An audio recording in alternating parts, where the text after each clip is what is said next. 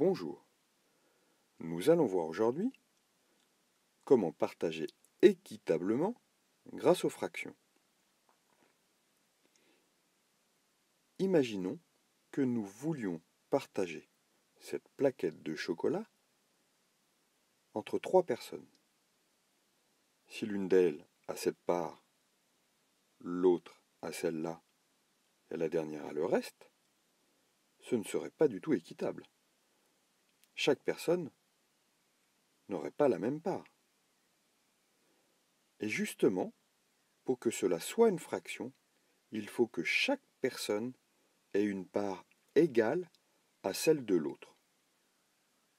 Pour le cas de notre plaquette, par exemple. On peut partager ainsi, comme ça, et chacun aura une part égale. On pourrait très bien partager aussi, comme ceci. Et là aussi, tout le monde aurait une part égale. Maintenant, essayons de traduire cela en fractions. On va tout d'abord s'occuper de la tablette entière, sans regarder les carrés de chocolat. Si on sépare ce grand rectangle que j'ai entouré en jaune, en 3, comme tout à l'heure, dans une fraction,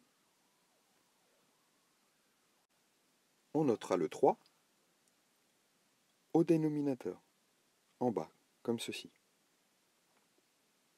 Cela représente chaque part que l'on prend. Là, on a pris 3 parts. Si chaque personne prend une part, un tiers et un tiers, le tout représentera 3 tiers, c'est-à-dire une plaquette de chocolat entière.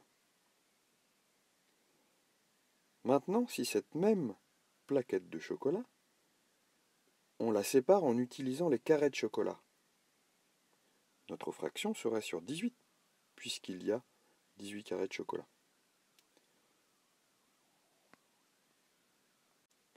On écrirait donc 18 au dénominateur. Il y aurait à chaque fois 6 carrés de chocolat pour chaque personne. 6 18e, 6 18e et encore 6 18e. Ce qui nous donnera 18 sur 18, 18 18e, et donc une plaquette de chocolat entière.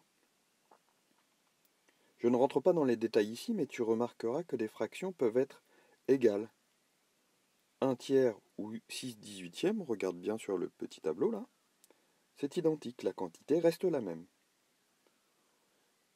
Pour conclure, si tu sépares la tablette en 3, ou que tu sépares la tablette en 18, de toute façon, cette séparation doit être équitable.